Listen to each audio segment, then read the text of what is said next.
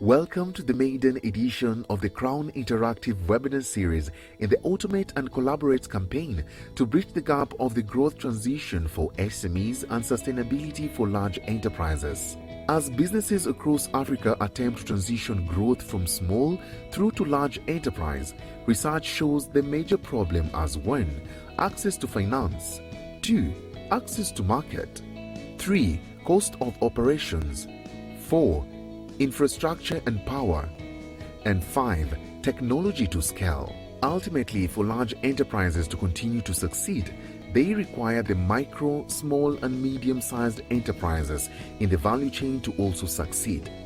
The mission of this webinar series is to discuss how automation plays a vital role in the efficiency of business processes and how a collaborative B2B platform is essential for the connected parties across the value chain.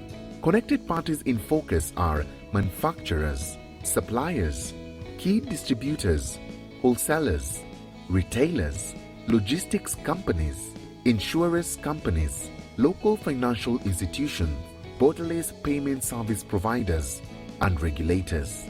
For more information on how you can shape or take part in the future series, please send your request by email to webinars@crowninteractive.com.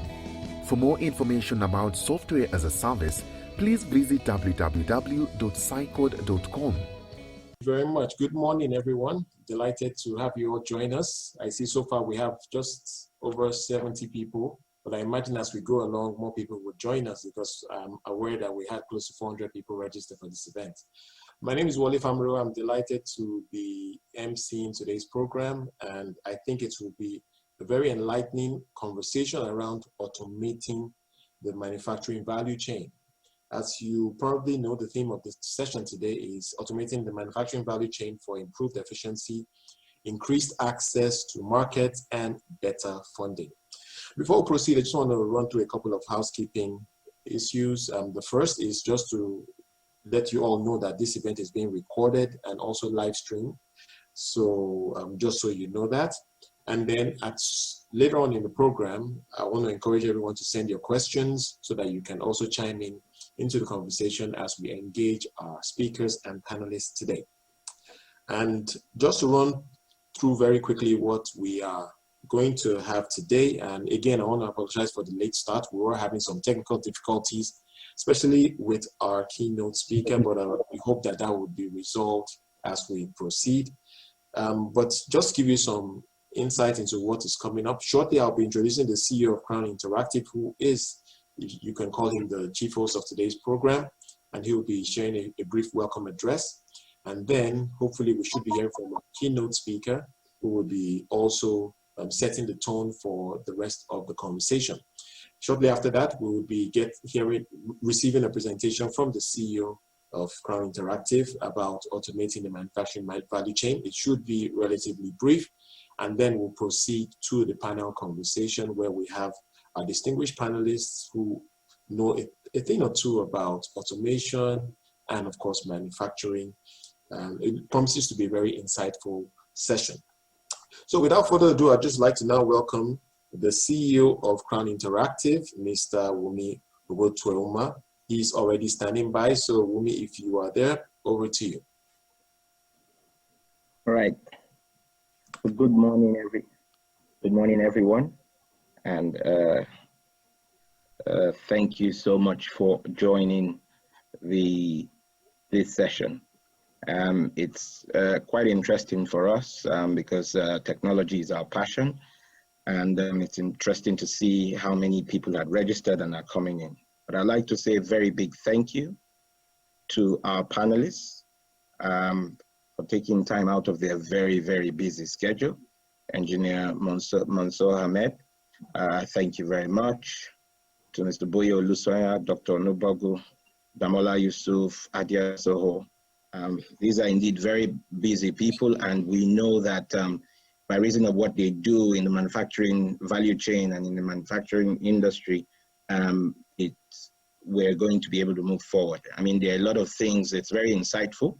The government has been doing a lot when it comes to trying to provide funding in this sector, but we believe that what we're going to be discussing today is really focused on the missing link, what I call the missing link. So once again, thank you very much for joining the session, and I wish us the very best in this engagement.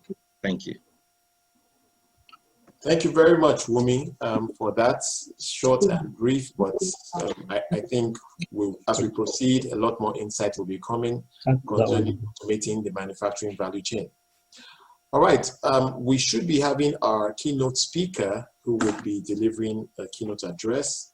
As I mentioned earlier, we were having some challenges connecting to him, and I'm hoping that just in the interest of time, we may have to have the unusual circumstance where he begins his address without a camera shot, because that indeed is the technical difficulty we're experiencing now, trying to establish a camera shot that's so that we can hear from him.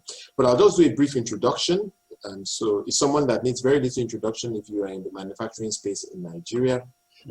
Our keynote speaker is the president of the Manufacturing Association of Nigeria, Engineer Mansour Ahmed. He's also a group executive director at the Dangote Group, Africa's largest conglomerate, with operations in over 14 countries and still expanding. And I would just like to save some time by just yielding to him now. So Engineer Ahmed, if you are there, good morning, and it's over to you. Thank you very much, Ole, and thank you, ladies and gentlemen. Let me first of all profusely apologize for the failure of technology. I don't know where it is, whether it's from our side or from the host or somewhere in this cyberspace. But let me also the organizers of this webinar for giving me the opportunity, and perhaps particularly for inviting me to participate in this conversation, which I believe is extremely valuable to all of us, especially at this time. As we all know, the COVID-19 has wrought unprecedented changes in the world. No nation and no economy has been spared. The Nigerian economy, indeed, which has begun to recover after the 2016 recession in 2020, suddenly shrunk about 6.1% from an earlier growth rate of about 1.9. The manufacturing sector, as we expect, of course, contracted along with it. The contraction was about 8.7, 8.8% in Q2, from a marginal growth of 0.43% in the first quarter of 2020.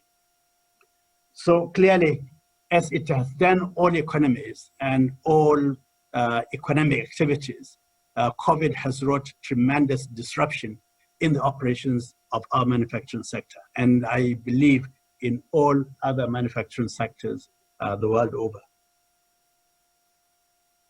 Disruption in supply chains, the inavailability of forex for us in particular, weakened consumer spending for virtually every economy, reduced productivity due to lockdown and social distancing, disruption in logistics and value chain connectivities and linkages, all constituted the reasons for the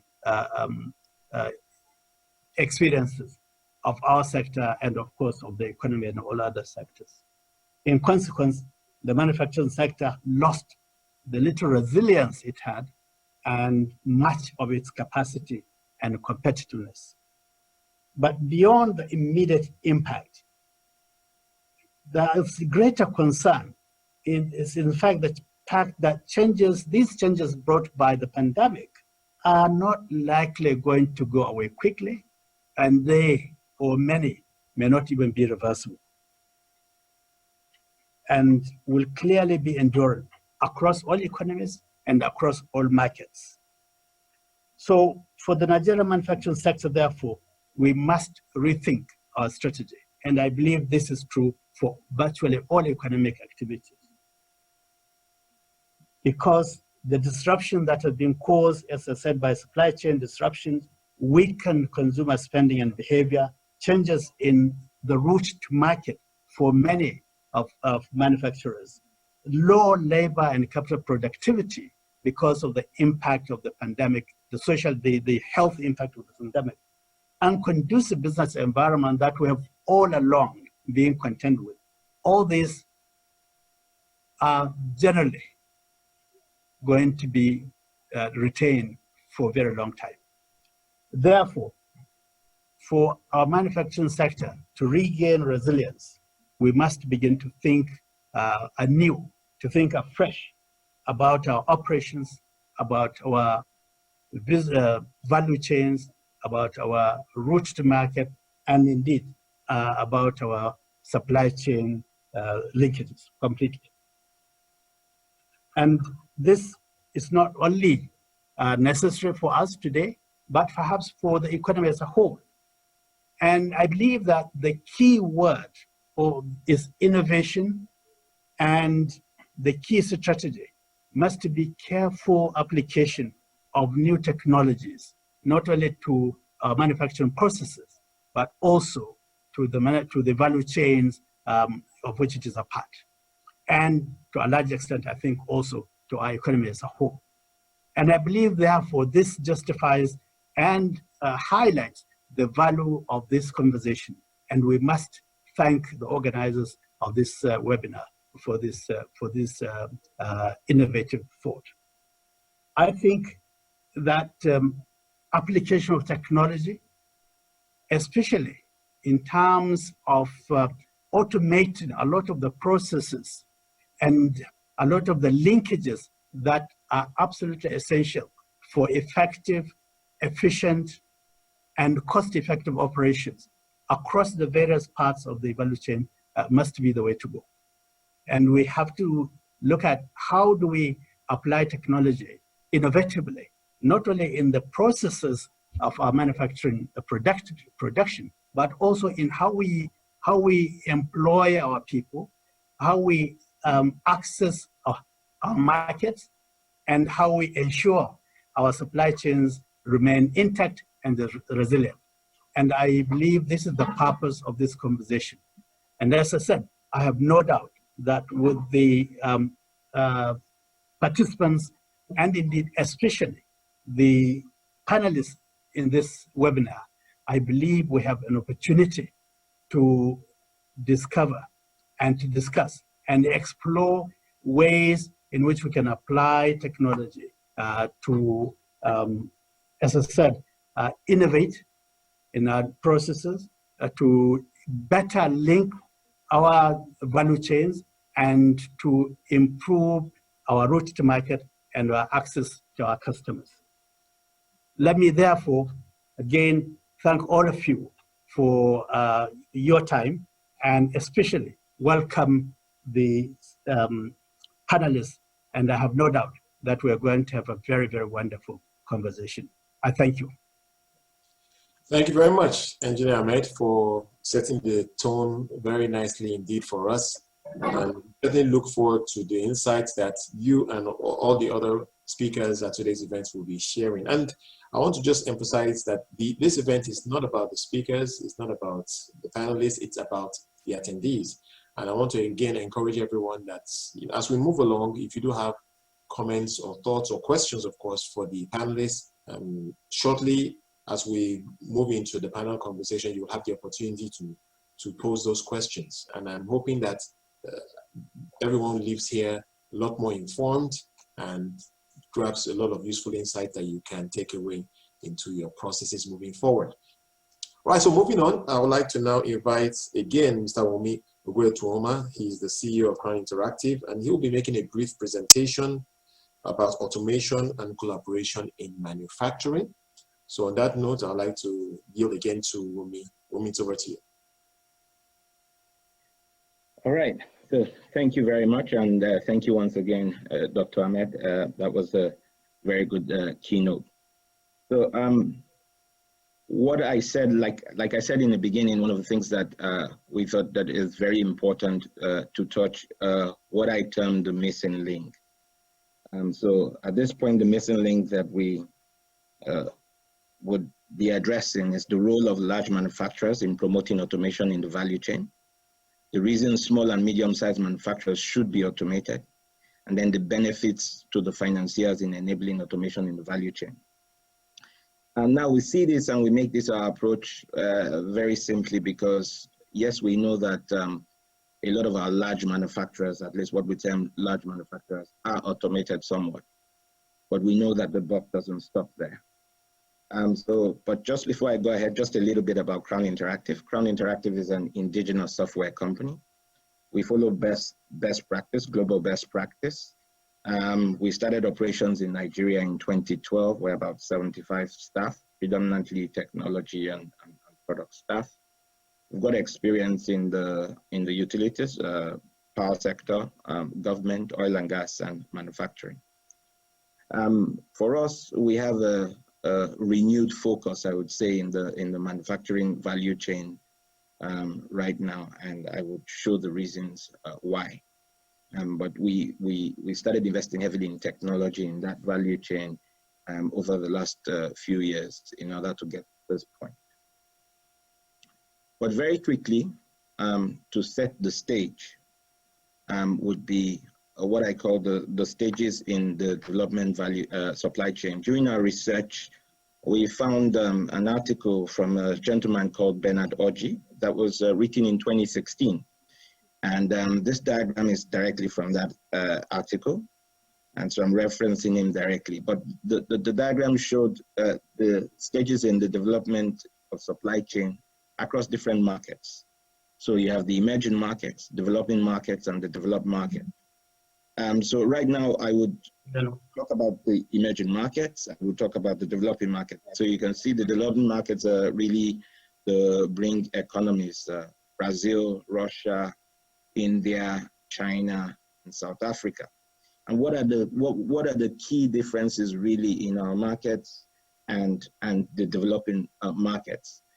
During the research, it was very, very obvious to us that the key difference between this market was really driven by technology and collaboration.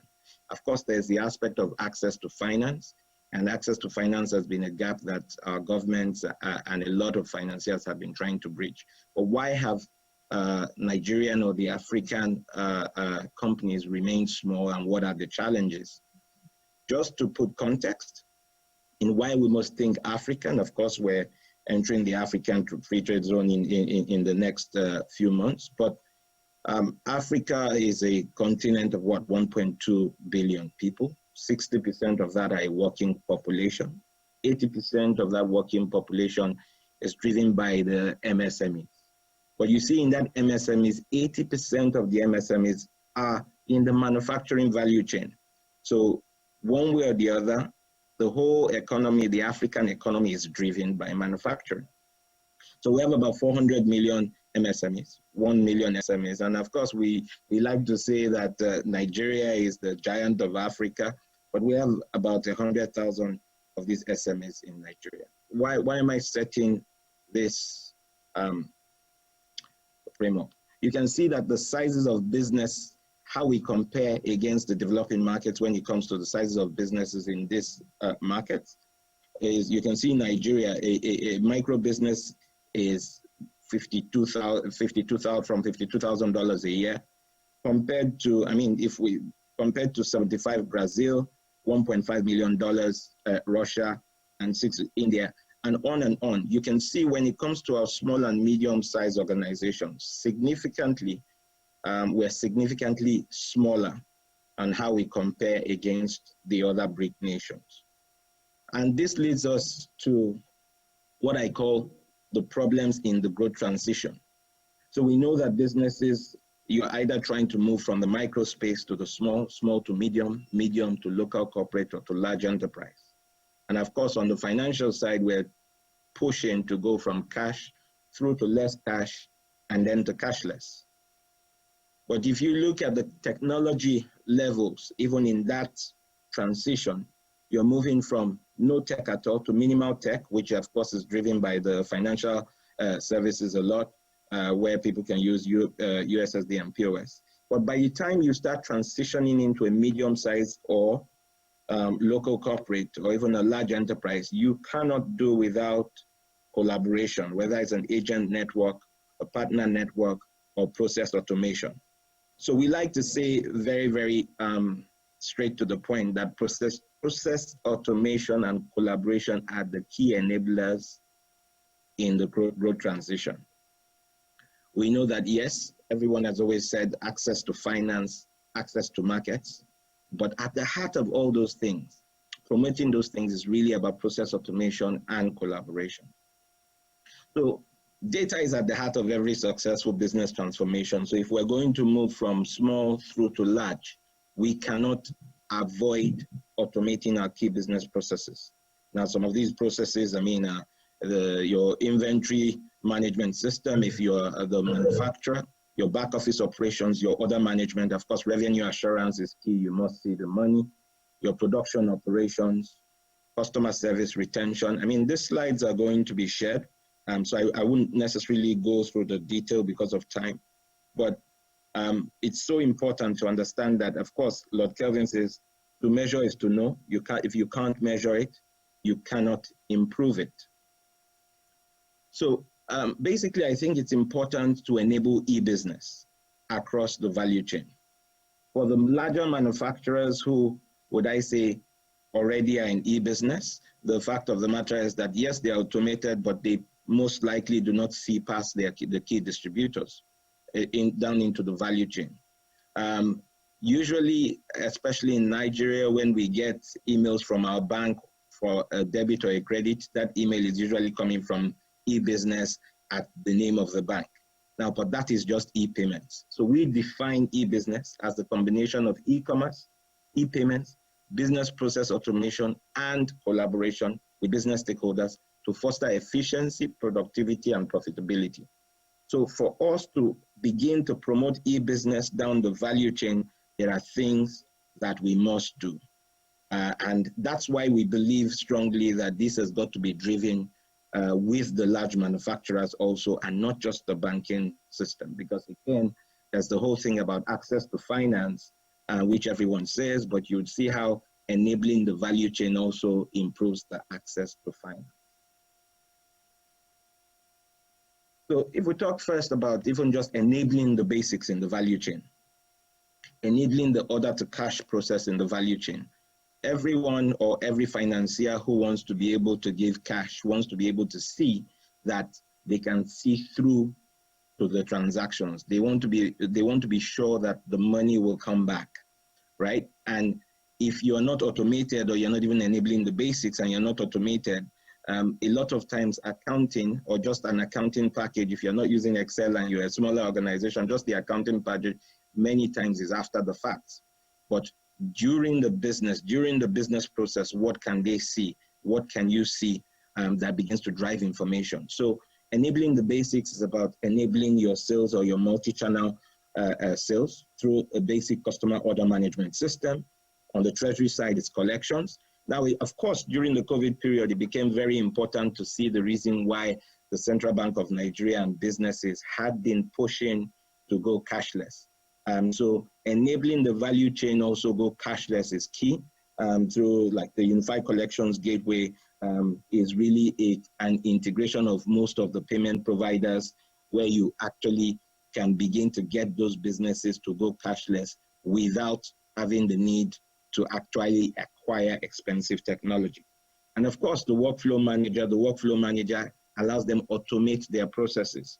If you do not automate your processes, you can't tell who did what, when, why, and how. And of course, your stores, an inventory management system. So we like to say that this is what is at the core of even enabling the basics in the value chain.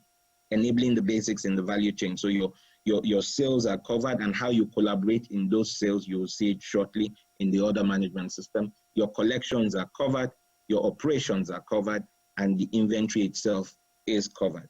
So you're moving from cash through to less cash and through to cashless. So the more you enable down the value chain, the more cashless we can become, and the more it enables even financiers to see.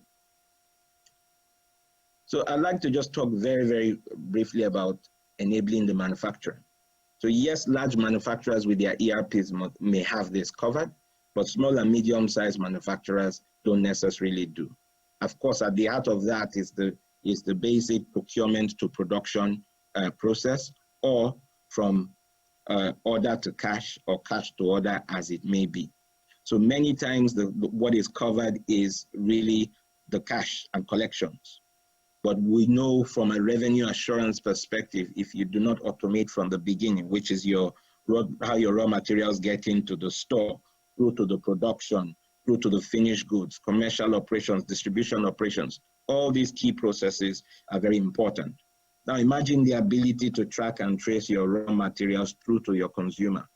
If you could do that and you have this whole traceability matrix, it means that we can even block counterfeiting, and we can we become more efficient. Of course, Peter Drucker says, if you can't measure it, you can't improve it. So can you measure the efficiency of your operations team? Can you actually measure the cost? Of course, cost is moving by the day. So if you cannot measure your cost, then you actually cannot be profitable. So at every key part in the business, from a manufacturer's perspective, we believe that it should be automated. Now it's the same system, but just a different use case when it comes to how you enable your value chain, or whether you enable the whole manufacturer. So of course, one of the key things which is very important to everyone is funding the value chain. Now, where are you in the value chain? You could be a raw material supplier, or the manufacturer itself, or your key distributor, sub-distributor, or your retailer. The fact remains that funding inventory or funding the value chain is either driven by the financial service provider. So it could be a bank loan for funding for interest or commission, or it could be even the innovative models by the manufacturer or the larger manufacturer, depending on what level you are in the value chain.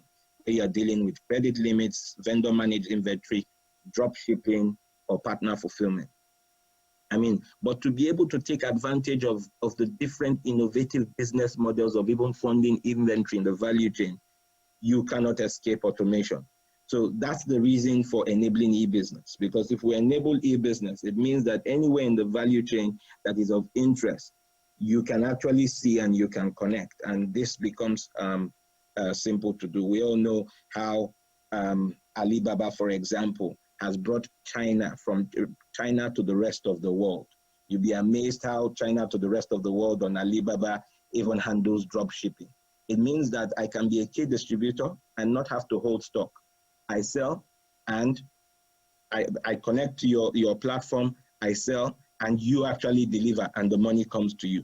So to be able to take advantages of these innovative business models in forms of inventory finance, we just simply cannot do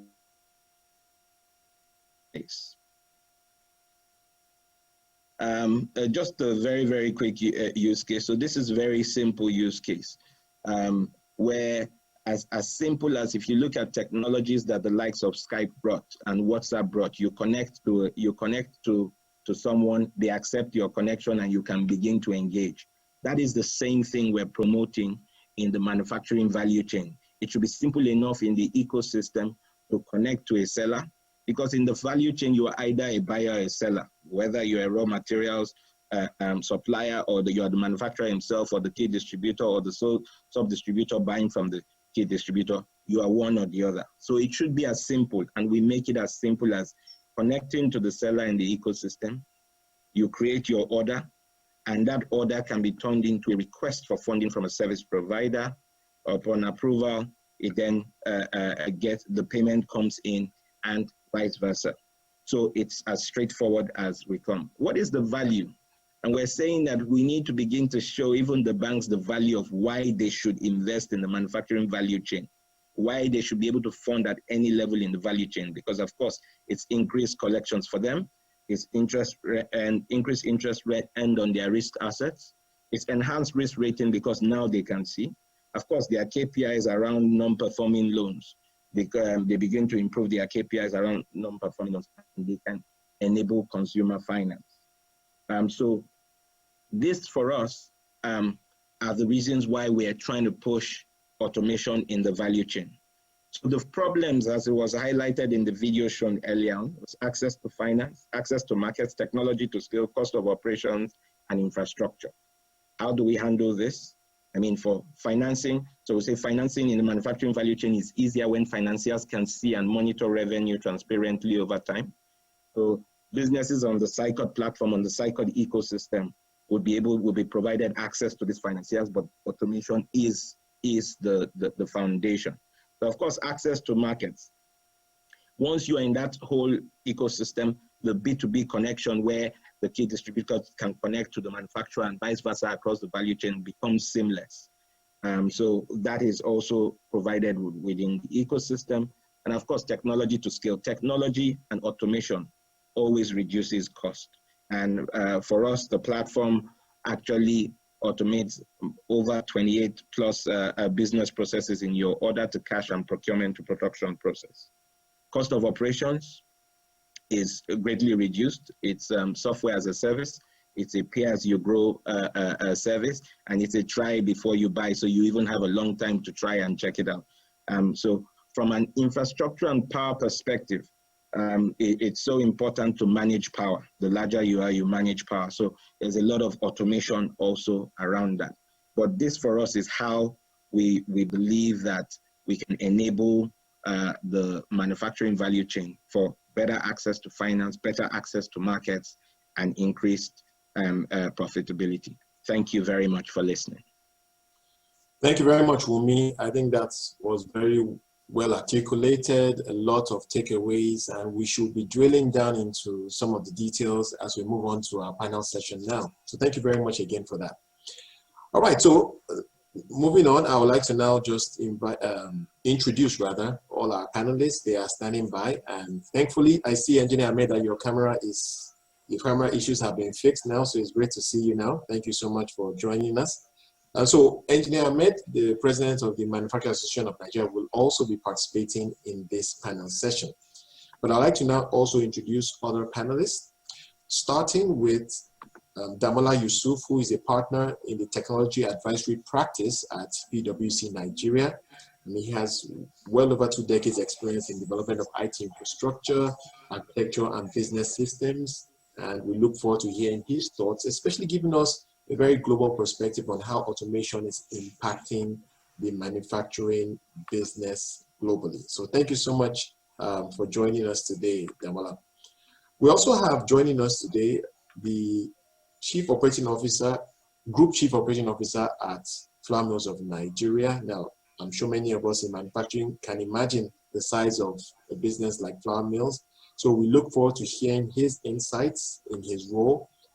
Prior to Flour Mills, he had tremendous experience and very diverse experience in other ventures into the telecom space and, of course, private equity. So, Mr.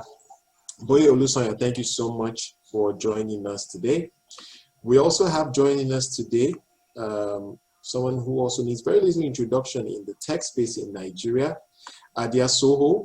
She is what I would describe as a tech ventures person. I think that's perhaps the simplest way I can put it. Recently, she was the Vice President of Growth and Managing Director for Nigeria at Migo, formerly Minds.io, a machine learning powered instant credit platform. No doubt she'll be speaking to how the fintech space merges with all that we're discussing today, and especially the point about providing access to finance to those along the value chain. So, Adia, thank you so much for joining us today. And we also have on the panel today the CEO at Fruta, Dr. Onyekachi Onobogu. He also has tremendous experience, well over 2 decades experience in marketing, sales, and financial services. And we look forward to hearing his thoughts on, especially as a user of some of the solutions that have been discussed today. All right, and I think on that note, I would like to yield now to the panelists, and I expect all of you should have your oh, I see, Engineer Ahmed, your camera has gone off again. Hopefully you'll join us shortly. Okay. All right. So let me start with Damola. Damola, thank you so much for joining us. And if you can just very briefly at a high level, just give us some thoughts about some of the dynamics that we're seeing globally in manufacturing. You work for a global business consulting company, so I imagine that you have deep insights into this area, and try and link it back to what we're discussing today. So the insights that you can give us in terms of the adoption of cloud technology in manufacturing globally, and of course, if you can speak to also some user case studies of successes and failures, if you like, of how it has been, how the adoption of cloud technology has impacted manufacturing firms. So over to you, Damola. Thank you very much, Wale. And thank you, Wumi and the Crown Interactive team for putting this webinar together, and also giving the opportunity to be part of this panel. This is, I guess, taken from Engineer Mansour's speech. This is a very important topic at this point in time for the manufacturing sector in Nigeria, and I hope we'll do some justice to the discussion. So the brief we've got is around how cloud computing is enabling innovation in manufacturing. Cloud computing is one of the key digital capabilities required for transition into a digital manufacturer. It's very important to know that the digital solution that we'll be talking about today, all of them are now cloud enabled. Wale is talking about what's happening globally. I have a few numbers I want to throw out there from, that's what we do, consultants of numbers. So there was this survey that was recently carried out by IDC for about 2,000 respondents from organizations across 13 countries, including Nigeria, and 24 industries around cloud adoption and how it's assisting manufacturing organizations to drive newer business model and more efficiency and, in effect, more profitability. For the manufacturing industry, 80% of the surveyed companies currently use cloud, and 13% plan to use cloud in 2 years. So in total, we're talking of about 93% of all the manufacturing organization surveyed keen on using a cloud to be the basis for adopting all the technological innovation that they need to do to ensure that they have the required efficiency and profitability. The next insight is very, very critical.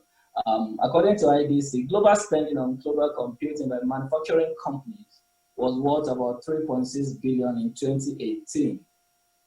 It's expected to reach, wait for this, 131 billion by 2020. It's important to know that this survey was done just, I think, about a month into the pandemic. So, the dynamics has changed.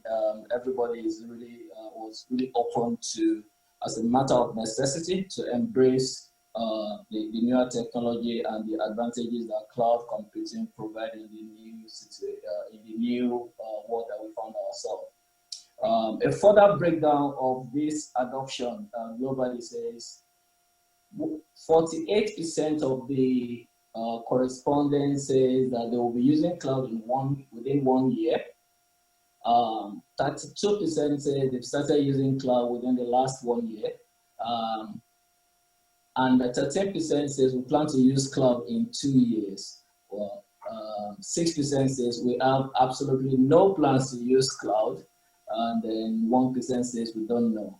So technically that means 93% of over 2,000 manufacturing organizations that were part of this survey said in the next 1 or 2 years, they will be using cloud.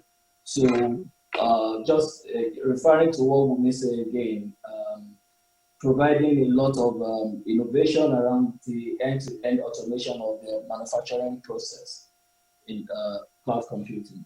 So in summary, for me, this is it's a matter of how and when, not if, for most of the organization. And one other thing that is really driving this adoption, it's I was having a chat just before coming on. It's no longer as if the manufacturing company have a choice. Most of the technology providers themselves are now moving to cloud-only solutions. So they're moving from cloud first to cloud only. So your choice of not coming on board is actually limited, and you need to make sure that you put all the right processes in place around your people, your technology, to be able to get on the on this train. Yeah. All right. Thank you very much for that. But if you can just briefly speak to, and from your experience working with clients and maybe from your research, success stories, especially in the case in Nigeria, is this something that we are seeing have a significant impact on operational efficiency for local manufacturers here, and essentially maybe changing the game in terms of how they are engaging their partners along the value chain and of course their customers? Yes, well, yes, thanks for that. It is. In fact, at the moment, we've seen a lot of increase in clients approaching us for discussion around digital transformation. And I'm sure everybody on this panel will agree with me that usually the manufacturing sector are usually the last to catch on with some of this innovation. But I can tell you that is changing a lot now. We currently have about 3 to 4 current engagements around digital transformation for manufacturing organization. One current engagement we're doing now is around moving a manufacturing, okay, it's an assembly, they assemble scooters and bikes onto a cloud-enabled ERP. We're seeing a lot of progress along that space for now. People, they are sorting out their back office. There's a lot to do around the front office, engaging customers, open their portal directly to their suppliers. That's further down the line, but there's serious development and engagement around moving to cloud ERPs. I'm sure a few people on the panel that who will be speaking more from their own practical experience on that, so I won't go into that. But there's a lot of positive development going on now, and we're providing a lot of support compared to what we were doing about 2 years ago. All right, excellent. Thank you so much for that. And like you mentioned, we have quite a few practitioners, if I can use the phrase in manufacturing, that can speak to their experience. And I would like to go to one of them next. Starting with Mr. Boye Olusonya. You work for a business that is humongous, so many businesses, extremely diversified, even though at the core of what you're doing is food. And I know that you're also into other sectors as well. But can you just speak to the transition that we're seeing? I often speak about banks being technology companies now and not just financial service companies. To what extent would you say you're seeing that transition in terms of how manufacturing companies are embracing technology? Now, obviously, you work for a large one, and so you can give us one perspective. But manufacturing in general, maybe from your experience, speaking to how technology is changing how you're doing business. Well, thanks. First of all, good afternoon, everybody, and it's a pleasure to be on the session today. Yes, it would be interesting to answer that because my background is largely technology. So I think in a way, my arrival in my current role is probably an indication of the kind of seismic that you're seeing in how the manufacturing looking at itself.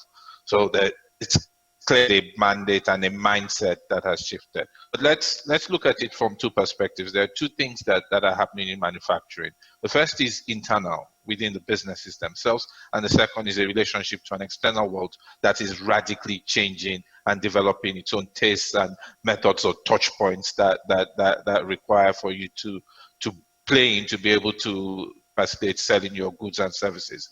Internally, traditionally, big manufacturing, I'll look at FMN as an example, has been one of those that has gotten away with the idea that I can produce and sell at my factory gate. I can get whatever margins I want. It's effectively a cash to order business. I'm actually utilizing, if you like, I'm utilizing working capital from my suppliers, everything that's anathema in a naturally competitive environment. But like things evolve, that is changing and more, whether it's distributors, the customer out there is understanding what their own power. And there's more pressure, therefore, internally for us to look at where we can manage costs better, where we can be more efficient in order to be able to compete. I mean, they're much better, nimbler, smaller, taking significant market shares in various sectors on a much simpler platform with technology enabled from day one, so purely digitally transformed, a full supply chain automation, so they're able to plan, source, deliver, and manufacture with probably IT, although COVID has put a different dimension to just in time, but let that to one side, and therefore able to get out there at the big cost from an economic point of view than traditional player. Now, traditional players, in order to compete, you've got scale, yes, but in order to compete, you still have to get the unit economics right. So internally, first of all, there's a drive for us to aggressively look at how we manage our costs. And in order to manage costs and efficiency, the biggest tool you've got is to look at automating your program procedures so you can track what's happening. Traditionally, for companies like us, an ERP has been a financing application or a finance-owned solution. So, I mean, I think it was Damola who used the word digital transformation, where basically, and it is a company-wide tool.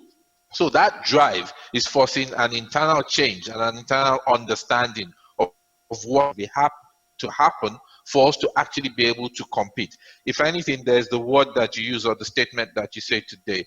Digital transformation or internal technology is necessary, not sufficient, just necessary for you to be able to compete in the marketplace. So that's one aspect of it. The second aspect is this drive that is there to the external market. And the external market changes even faster than what happens internally because there's more knowledge of what they want. They are adopting technology faster. And in order for you to play in segments of the market where your margins are good, because that's value-added manufacturing, there is the need for you to define proper route to market. And those market need for you to understand vendor managed inventory, need to understand sales or sales distribution, need you to be able to get sufficient data and analytics from both your distributors and your consumers for you to be able to derive A, how to supply, B, the type of products you want to get into. And lastly, for us, innovation, where you're looking at new products, a huge amount of data you need to get to be able to know what sectors you play in. That push is coming from the external world that's also driving us. Because once again, if you look at the smaller players, there are a couple of them that are producing interesting niche products. They are not at scale today, but if you sit down, one day they would have eaten all our lunch. So those two pressure points are coming on us, and there is now a big drive amongst that big manufacturing sector for that kind of digital, if you like, transformation to occur.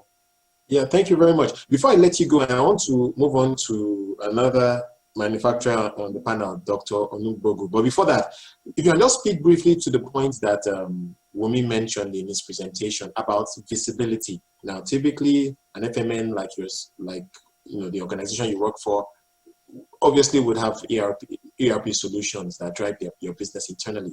But can you just speak to the need for perhaps adopting more software as a service solutions to sort of support that ERP visibility? Because the point I think Wumi was making is that ERP tends to give you visibility, but only limited visibility across the value chain.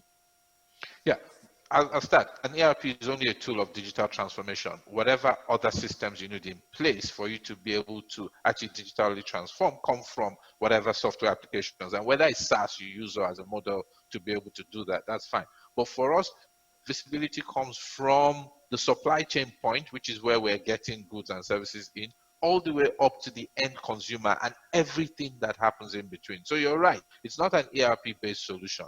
Now, whether we deploy pure SaaS tools or internal tools, that's a different conversation that we need to go into, which will relate to the kind of skill set that needs to be developed more to give all of us confidence on skill set that's available. B, confidence in terms of unit cost once again, because SaaS from a business model needs that unit cost for us to be able to push aggressively in that direction, because everybody gets cost conscious, and once you see huge costs, you start trying to look for alternate solutions. So yes, he's right. From an end-to-end point of view, you want the full visibility of what's happening, and it's not one tool. Absolutely right. Not one tool, a whole host of tools that exist out there. Whether and which platforms you take those tools from will be defined by what's that skill set availability, cost of those tools, and easy access for us to them. All right, thank you so much for that.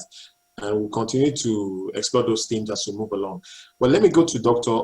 Onubogu now. My understanding is that Fruta, the firm that you work for, has sort of recently adopted some of these solutions that we're speaking of. So I think you're in a great place to, one, first of all, explain how you saw the need for a greater adoption of technology, cloud-based technology, and then second, what has been your early experience from adopting that? Okay, thank you very much. Thank you for having me on this panel, and also thank you, Crown Interactive, for setting it up. I think, yes, we have adopted recently, but I just want to dial back a bit and talk about some of the whys. Why adopt technology? Why adopt automation? And we talk about cloud, but I'm not just talking about the cloud technology, but automating the entire value chain. Why do we do that? I think one of the biggest challenges the manufacturing sector faces today is a thorough view, a transparent view of what happens from raw materials ordering to consumption of the final products.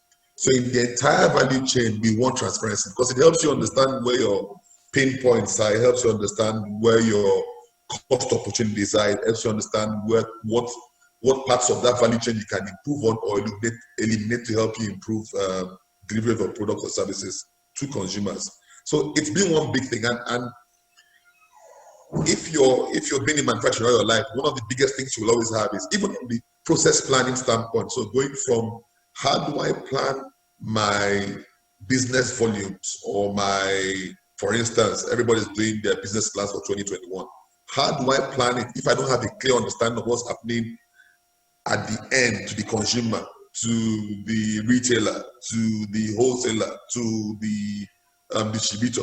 What happens to their inventory levels? What is their inventory flow? What's the cash management cycle? All this helps you to plan efficiently and effectively, and then ensure that, look, you get the best value for every investment you make. So it's one of the things that drove me to say, look, this is what we need to really focus on. The big ones, the Flanders, boys, the big guys know these things, and for them it's easy because they have a lot of money, they have a lot of experience. It happens. The SMEs often struggle because for us it's about, we're a middle-sized organization. Do we want to invest in technology? Can we manage the cost? Do we have the people to manage technology? And you go through all that, but forget that, look, the drivers to adoption of technology oftentimes are about, like I said, traceability, accountability, in terms of the entire value chain, from the expense you guys spend on the field to your cost of procuring raw materials to repeatability. How do I ensure that when people leave organizations today, the knowledge they have amassed in the time they stay there doesn't go with them?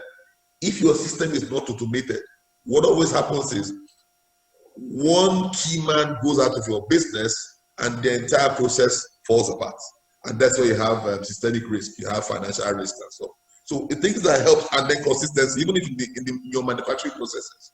Automation ensures that, look, if you're producing a bottle of juice, whether I produce it today, I produce it 10 years time, the formulations are the same, The process in which we track quality is the same. The quality measures from raw materials to finished products remain the same. And so there's consistency in the end product we give to your consumers. So the things that drove us in terms of, it's about ensuring that, one, we create an organization that we can see through the entire value chain what we're doing, what is right, what is wrong, and what we can improve it. We create a transparent system that from sales, the salesman on the field will understand what the man in the warehouse in Lagos has, because you're selling products in Sokoto. And yes, you can call, but if the guy in Sokoto wants to order a product for his customer in Sokoto and wants to understand what's happening in Lagos, in Apapa where I am, automation ensures that from the palm of his hand, and that's when you talk about how cloud computing and hosting the information in the cloud, from the palm of his hand, he can say, look, this is what I have, and helps him make effective and efficient business calls with his business in Sokoto. He doesn't need to call me or call my salesman and say, look, oh, what do we have? Do we have this? Do we run out of this? And then you go on and on and on and on. Then human error always comes in. So right. It also ensures. So you want to eliminate human error as much as possible, and institute processes that carry on with or without human intervention. That's one of the reasons why we went about. Yeah. The other thing I'll say is, look, we are in the information age. We cannot build businesses today without information. We talked about banking and financing and stuff. Every financier you go to who wants to give you money wants to understand how he's going to get paid back, wants to understand your throughput, how is your sales going, wants to understand your cash cycle, how much do you get out, how much do I get on a daily basis, how do I manage your working capital. Automation allows you to do these things. And so there's inherent value in automating your processes. For an SME, for an MSME, or for a large corporate, there are inherent values in doing that allows you to have transparency where the bankers, the salespeople, your suppliers. I mean, sometimes our suppliers don't know what we want. In the period of COVID, one of the things I've learned, companies that have done significantly well in this period had automated their systems. So they knew what quality of raw materials came in. They knew the suppliers that had issues in which countries. Those who import particularly, they knew suppliers that had issues in countries. The suppliers understood this is what this guy needs at this point in time. And some of them actually prepared for them and said, okay, I'm going to make sleeves, for instance. I'm going to keep this amount of packaging for this company because I know that this is what they'll need. Yes. Automation allows that transparency and synergizes all your businesses. I have if you don't mind, just if I can just sneak in this more specific question here, because like I mentioned, I know that you recently adopted this technology. Can you help me appreciate, especially for our audience, how challenging it was to switch to this operationally? Because I know, for example, you are using the Cycot solution, and you've worked with an indigenous company like Crown Interactive to make that happen. What was the experience in moving from what you were using before you adopted the Cycot solution? Yeah. I think there are big challenges in implementing technology, no doubt about it. And I would be lying if I said it didn't bring its own challenges. The first thing is all around, first of all, we will think that cost, there's a cost challenge, but forget about cost. Cost is not a real challenge because I always say it's an investment because you get a reward from it. I think the big things about organizationally is your organization ready to automate and drive technology. I remember having a chat with the guys inside Cycot when they came and said, oh, we need to, we had a discussion about customers. And I said, sometimes we truly believe that customers want you to see the real price of what they sell their products at. I'm sure Boye will tell you that, you have a price to give your customers. When things are bad, they undercut their prices. They don't want you to know.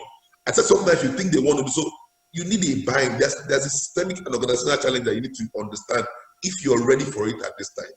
And if you're not, then that's selling process. So I think everybody can be ready. But there's a selling process within the organization that says we want to move from a manual or people-based system to an automated process that allows transparency. Because transparency goes from your customer to your finances. Big and small corporates, some people, I think they don't want people to see. But when you're truly transparent in the entire process, you cannot hide how much you sold. You cannot hide your profit margins. You cannot hide how much you source your raw materials from China or Russia or India. There are things, we cannot do. So organization is that big challenge. And I think that's the single biggest challenge. If the organization from top to bottom is aligned to the fact that, look, we need to automate. And it's okay with transparency. We're doing the right things. And it's okay if you want to come, if the tax guys come and say, on the click of a button, we want to see your historical records for the last 6 months. You have no problem with it. That's a big place that's probably the biggest challenge. There's the simple people challenges. The one about, look, if you tell a salesman who is in Kano, he's not around, you're here, and he needs to visit 50 outlets a day, and you can track the fact that he visits 50 outlets, but before then, he could only visit 5 and go home and sleep in his house, or sell to one big customer and not sell to 4 and run away. And he says he's met his numbers. But you want him to drive presence in more than just one outlet. There's that challenge. You need to convince him and have a way to understand. Look, I'm not monitoring you, but I'm ensuring that you're following the defined path we've set as a company that helps us deliver on our long-term goals. All right. There's the literacy and technology challenges. I'll leave that one. We talked about today, bandwidth, internet connectivity and stuff. You need all that to work across Nigeria for you to deliver on your automation desires or automation goals. Okay. Well, obviously, you're finding a way to surmount some of these challenges. We'll continue to hear more about that. Damola, I know you want to chime in on this point about company readiness. So can you just very quickly do that before I go to Adia? Yes. I was quite the point mentioned by Dr. Nubogo on the readiness of the company is something that really struck a chord with myself. And I'm not sure people on the panel know that well. Between PwC and Crown Interactive, I'm sure it must have been from his experience going out to implement systems. We've come to that conclusion that the biggest issue are what Doctor has just mentioned. And that was what actually led to us having, at the moment, we have a joint business relationship where what we do, the collaboration we'll bring is, we do all these people readiness, cultural and change management issue to give you a chance of, the technology will work. It's like a car moving you from A to B. You get there, but how do you get there? What's the adoption like? How do you engage people before you bring system? How do people react to the system? How will they accept what you are trying to do about visibility? Just as you mentioned, there are a few people that are not just sold on this wonderful idea of visibility. That's their strength, having that being able to hold information. So a lot of work needs to be done before you get to technology. And well, that's the message we try to bring to market. It's not technology for technology's sake, but not losing focus on all these very important preparation that you want to do. That's one conclusion that Crown Interactive and ourselves have come to, and we're actually partnering in doing this for the client to make sure that we stand a better chance of success. Okay. Thanks, Oli. I wanted to mention that. Thank you for that. Thank you for that contribution. Adi, I know I said I was going to come to you, but if you can just hold on for a second. I want to come to Engineer Mansour, because now that we can see you, it would be great to hear you as well. You're obviously working for, beyond your role as the president of the Manufacturing Association of Nigeria, you're working for another massive company, another massive manufacturing company. So it would be great to hear your perspective on some of the points that have been made so far. All right. Yeah, thank you very much. Yeah, we can hear you now. Go ahead. Yes, I think I really like to go back on Dr. Onubogo's comments about this visibility, because I think it is key. And I believe that the benefit technology and automation brings to all business has to do with the ability of management to actually be able to track and to follow and to monitor and to react, in particular, to react to changes in the market across all parts of the value chain. You want to be able to react to your supply chain. Is your raw material coming on time? If there's going to be any hitch on the supply chain, you want to be ready to to react to it immediately. And the same thing with your deliveries. You want to be able to react to your bank. You want to be able to see what payment is from the customer to your bank, from the customer account to your bank. You want to be able to be present in the processes going on within these links. And I think this is probably one important aspect of automation and technology that will generate very, very strong resilience in companies. And as we said before, disruptions are going to be perhaps a part of our lives. And the only way to manage disruption well is to be able to react in time. And I think technology provides that possibility. Thank you. All right, thank you very much. Useful insight, very concise, but indeed, I really like the point you're making about the value of visibility. It certainly prepares you to be able to react to the competition, to the market dynamics, and so forth. All right, Adia, I'd like to come to you next. Now, you are going to be giving us a bit of a, should I say, somewhat unique perspective, because we want to hear from finance service providers, but you're more than that. You're like a fintech, agri-tech, venture builder, and operator. And first of all, if you can just speak to how you think technology can unlock financing opportunities for manufacturers with fintech service providers, such as those that you have worked with in the past. And then also you can also speak to how potentially it can unlock financing with traditional financial service providers. Thank you. Good afternoon, everyone. Thanks for having me here. So firstly, it's been good to hear that automation and having data in your business, or having a data-driven business, go hand in hand.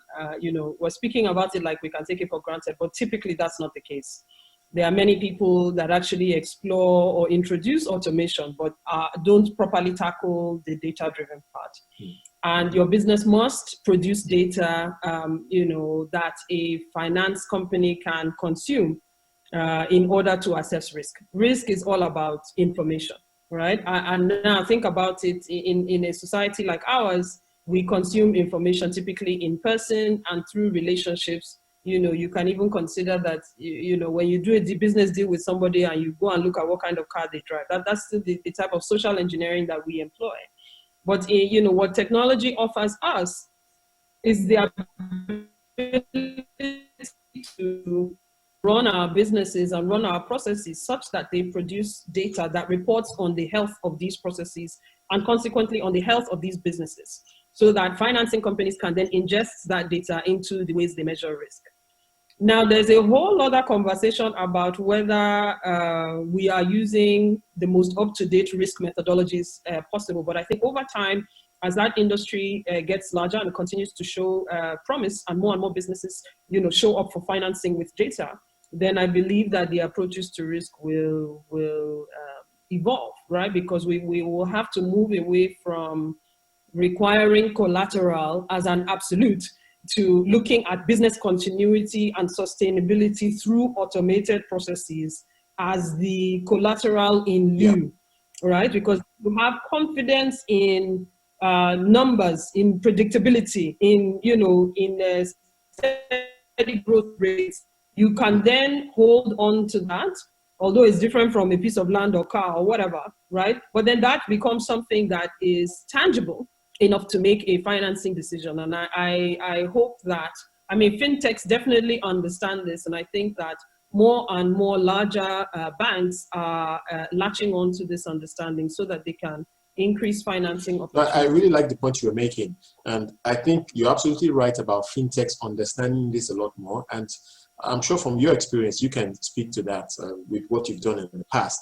But if you can just, again, just reiterate the value of data, because I think that's one of the big takeaways of what you said.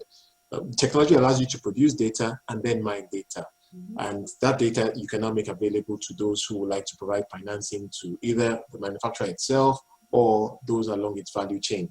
So can you just sort of reiterate and emphasize that point about how the data changes the game for those along the value chain, and practically how we can begin to anticipate fintechs, maybe fintechs first, and then traditional financial service providers next, to begin to offer financing support to these businesses? Okay, I'll give it a shot. So essentially what any financier is trying to understand is whether they are going to get their money back from you or not. And essentially when we talk about risk, the bottom line of understanding the risk is understanding whether they're going to get paid back. So understanding that comes from, knowing the customer or knowing how the customer makes money. So let me start with the first part and what we typically do today. If I know you, know your company, know your assets, know where to find you, right? Then I can have some assurance that if I don't get the money back when I expect to get it, I can come in a particular location, or I can seize your assets. However, when you have a manufacturing business that is run on processes, a financier can start to see, okay, this company makes ₦1 million every month. I have the dashboard, I can see, their software, I can see that they produce ₦1 million every month. So then the financier can now make a call that, okay, I feel comfortable lending this customer 50% of that ₦1 million every month, right? I can say I can lend this customer ₦1 million and then take the course of 10 months. Because I have confidence in their ability to earn this revenue, because I have full visibility into their data, and that data is shared and supplied to me, it's not hidden, right? Then I can take it's a different style of decisioning. You know what I mean? So you don't rely as much on collateral, but rely on an understanding of their business. So if this said business, has ₦1 million a month in revenue in 2020, right? But in 2021, they have ₦2 million in revenue. In 2022, they have ₦3 million in revenue per month. Then your relationship can continue to grow and expand, right? You are not only then relying on seeing their monthly revenue, you can also see their growth rates, and you can also see their history. So all of a sudden, you start to quantify the relationship you have using data, rather than, I know this man, I've seen him in the newspapers, he drives a big car. It's a completely different approach to addressing the same problem. All right, excellent. Okay, as I mentioned earlier, thank you for that. This event is not about us, the speaker or the moderator, it's about the audience, and we are already getting a few questions from the audience, some to specific people and some not so specific. The first one is from Kunle David, and he would like to hear from Dr. Onubogu. Would you agree that customer adoption is a major problem, especially retail customers who don't have the technical personnel to manage the technology? I think that's an interesting point. So the adoption of these solutions goes beyond what you can, in quotes, control, your people, your organization itself. You need those along the value chain, and even potentially your customers to adopt this. So can you just speak to that? Yeah, thank you very much. One of the challenges I was going to mention when I was talking was about that technology challenges with your customers. And I understand that not every customer is technologically savvy. Not every customer has the wherewithal or the bandwidth or the iPhone or system to adopt, and as technology penetrates our home. So, and I'm using here simple technology like your mobile phone, your smartphone, and gradually, most customers, retail customers will tell you, well, I don't understand this thing, but they use WhatsApp. My dad is 87. And the first time I taught him how to use WhatsApp was like, wow, this thing is for young people. Today, every morning he's sending me pictures, sending me everything he's doing that just to show me. And I think the reason why I get to that point is it will be a challenge, but it's also our responsibility if we have large organizations to train those we want to adopt on how to use it. Technology can be complex, can be very simple. I think the biggest challenge to a lot of us is we are afraid of technology. So it just looks like, it's all these young boys, this is what they do. I don't understand it. The point is, just like you can understand how to use WhatsApp or how to place a regular call on any smartphone, ping, ping, ping, and you can pick up your phone. If businesses are interested in driving that automation and through the entire value chain, investment in some form of training helps. before I joined Fruit, I worked in other organizations, and one of the things we did was even the smartphones. We bought and configured smartphones that made it easier for those retailers to adopt technology. So your price is already uploaded. You just press this one, or your price there. If you want 5 cartons, put 5. If you want 4, put 4. If you want 3, put 3, and press send. I will get it. So the thing is, technology is about training, it's about investment, and if we believe that it has value to our long-term business sustainability, we need to do it. Gotcha. So yes, it's a challenge. I know it's a challenge, but there are many organizations. I know flour mills. There are many organizations that are doing it today. It's a long-term investment that we are bound to do. Damola said it's not about if. You don't have a choice. It's either we do it or not do it. But understand that, look, if we don't do it, we'll be left behind. No doubt about it. All right, Adi, I know you wanted to also chime in on that point. And I would also like to hear Mr. Olusoyan's thoughts as well on customer adoption. But first, let's go to Adia. So I definitely agree that there is a challenge, but I think even the face of software and automation is changing. Many very advanced tools, are starting to look more like WhatsApp and are starting to look like the everyday tools that we use on our phones.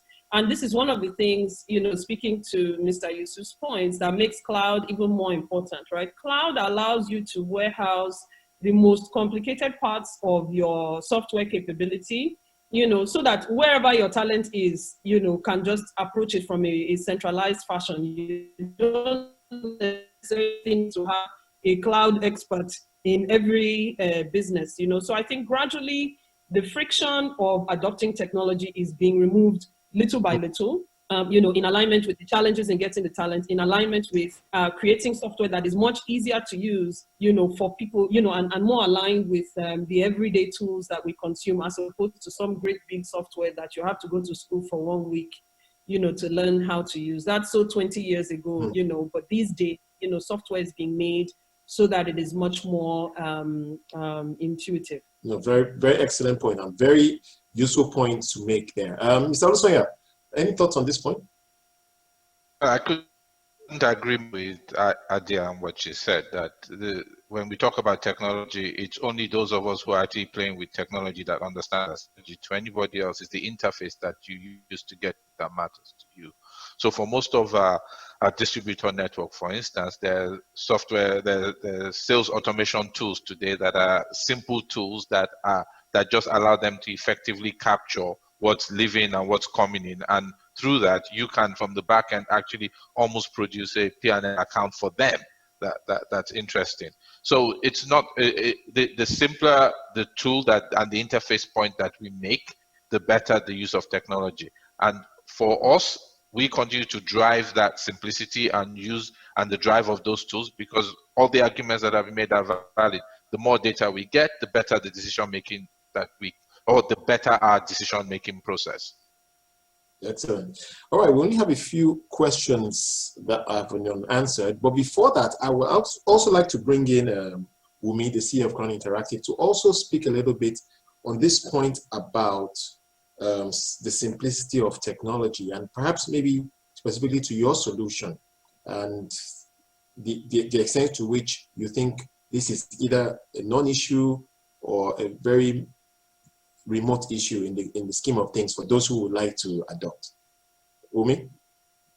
Well, thank you very much. I guess sometimes we look at some of these things as a chicken and egg situation. Sometimes we over-engineer and try to make it as simple and as simple and as simple.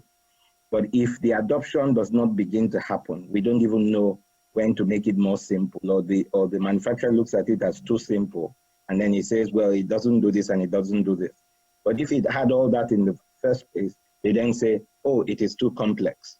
So it is only as you begin to take the step with the manufacturer, begin to take the step, because they have first made up their mind to adopt technology, that it's going to get easier and easier, because it's really about bridging the gap. It's about improving. There would always be a version 1 before a version 10, before a version 15.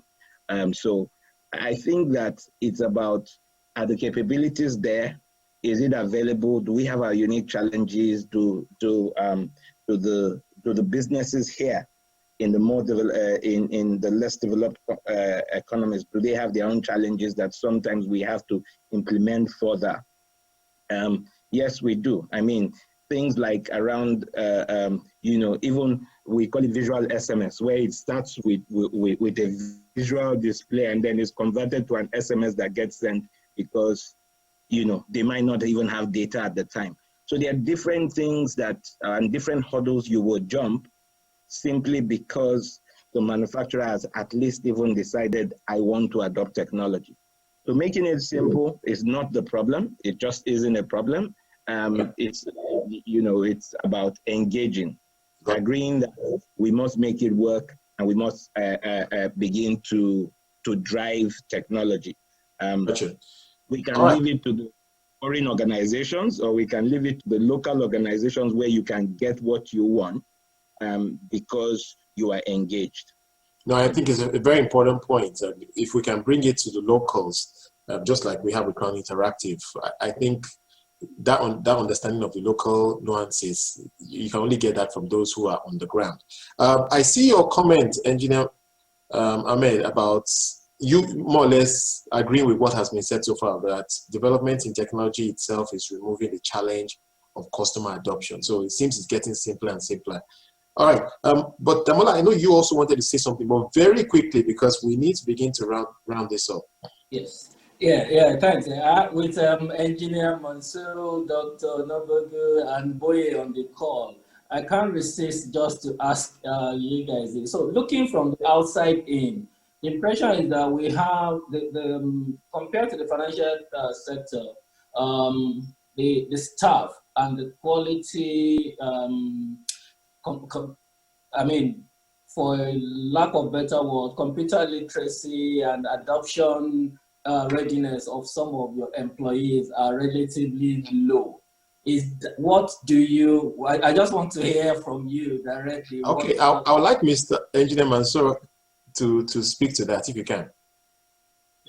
Well, thank you very much. In fact, that's what I just wrote on the chat box, that indeed technology itself is trending towards getting simpler and simpler and removing the gap in terms perhaps of, understanding, or in terms of literacy for communication. I don't know if anybody has been familiar with since government is now introduced in agriculture, where you have this, pocket kind of thing, where you can actually communicate with a farmer in the village who has limited capacity or limited understanding of technology. You have to simply understand that he will not read a long sentence in English, so you have to reduce the communication to a point where he can understand. And this is working. And I believe that this is going to happen more and more, particularly if the infrastructure continues to improve. My own perception really is that the challenge for adoption of technology in terms of businesses practice across the value chain and across the hierarchies of businesses has to do with the infrastructure. If the infrastructure improves, then the technology can be simplified in order to create the communication that is necessary. I think this will continue to happen. And yes, I think when you said the manufacturing sector is lagging behind, especially in terms of the readiness of their employees to adopt technology. I think this is, again, a phase or perhaps an indication of the communication content of that technology users. I believe that that also changing. If you go to some of these automated plants, you find that the operator on the shop floor actually is communicating, but not through words, through pictures and icons and things like that. So when he sees an icon appear, he knows what to touch. So essentially, in my view, improvement in communication will continue to bridge the gap in this kind of difficult area. Excellent. Thank you very much. Mr. Olusoya, did you want to add a few words? If you can in like 30 seconds or less, I'll be grateful. Okay, I'll just say we underestimate the capacity of the individuals in the manufacturing sector, and I wouldn't just say it's about the lack of, if you like, computer literacy, but more that the industry itself for a long time was not driven to look at technology solutions internally, and therefore there wasn't a need or a necessity on the part of its staff to look at it from that perspective. The more that need arises, the more you find, just like you'll find, and people discover more and more that that's a key element of what's required for them to be successful at whatever work they're doing. They pick it up and they pick up the slack. That allied with, of course, the fact that we are also now throwing significant training resources. I know from Engineer Ahmed's point of view, they've built a fantastic academy that does a significant amount of training, and is something that we're also replicating here, basically to also develop that internal workforce and get it to a certain level of capability. But don't underestimate the skill sets that already exist in the space. It's more a visionary at the top that has now moved to driving technology as a big tool in that sector. All right, thank you very much. I really have to begin to round this up. I have one more question that has been unanswered, even though I see that some specific questions have been answered on the field by Wumi. I think some were directed to him specifically. And so I'll just skip that and just take this last one. What is the future of supply chain in the face of a persistent pandemic? And this person adds endemic. Any major concerns about supply chain beyond the solutions that we're seeing cloud technology and similar technology bringing? Are there any other major concerns, or it could also be a major opportunity in the face of what we're facing globally now? Maybe I should go to Mr. Olusoya first. The future of supply chain in the face of a persistent pandemic. Any thoughts on that?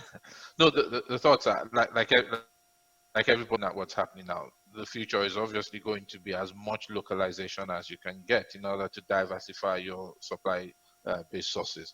Unfortunately, that doesn't happen overnight. That takes time. But the key focus is localize as much as you can, diversify that supply chain. Whether we as a world now suddenly realize that our dependence on China for a significant amount of raw materials is something that is wrong, we will see. But like everything, until the other parts of the world get that cost base right, it becomes difficult just to shift. But it is clear that having singularities, if you like, in supply chain will not work. You know, I couldn't agree with you more. In this whole era of globalization, I think the importance of localization, I think, is staring us in the face as well with what we're seeing with the pandemic. So I think that's a very strong point. Engineer Ahmed, would you like to say a thing or two on that point as well? How do you see the future of supply chain? Very quickly. Yeah, I think aggregation, particularly technology-enabled aggregation, will be one of the major impactful approaches to improving supply chain efficiencies. If you see what's happening now in agriculture sector, again, with people, going into, for instance, rice milling, where they try to source supplies of their paddy from thousands of customers. Now, I think what has helped in that is the ability to use technology for one service provider to aggregate supplies from different sources and to be able to supply the customer or the industry or the factory. And I think we should expect to see more of this, especially as we are going towards this continental market, right. And cross-border supply arrangements will have to be even better, improve better efficiency. Thank you. Thank you very much. Anyone else on the panel? Maybe one last word from somebody? Okay, go ahead, Adia. I see your hand up. Yes. So automation is necessary for survival. I don't mean to be dramatic, but you either automate or you die, first of all. I think that if you do have aspirations for growth organically, automation plays a continued important part. But I think if you even have aspirations for inorganic growth, so quote unquote white labeling or outsourcing your processes or your excess capacity to others, automation is it's a necessary element. So I think there are multiple steps there, but first you must survive, then enable your own organic growth. But then, and when you are ready for real scale and inorganic growth, I think automation then really starts to pay off.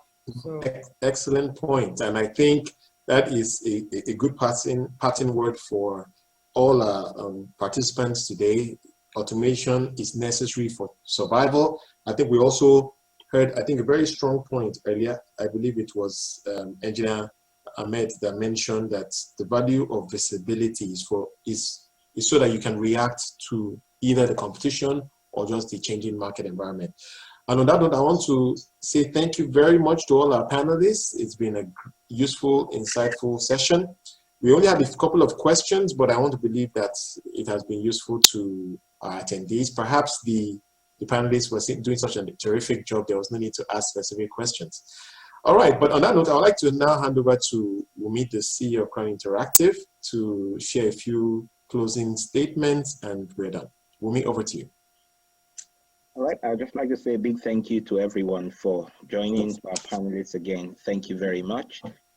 We will be working very closely with the Manufacturers Resource Center and Manufacturers Association of Nigeria. We see ourselves as a local technology partner, and that's the same thing we're doing with PwC. So we attack it from a technology capability perspective and a consulting perspective. I think together with the financial service providers, the banks that we're partnering with, we will form a good collaborative B2B platform for this industry. So once again, thank you very much.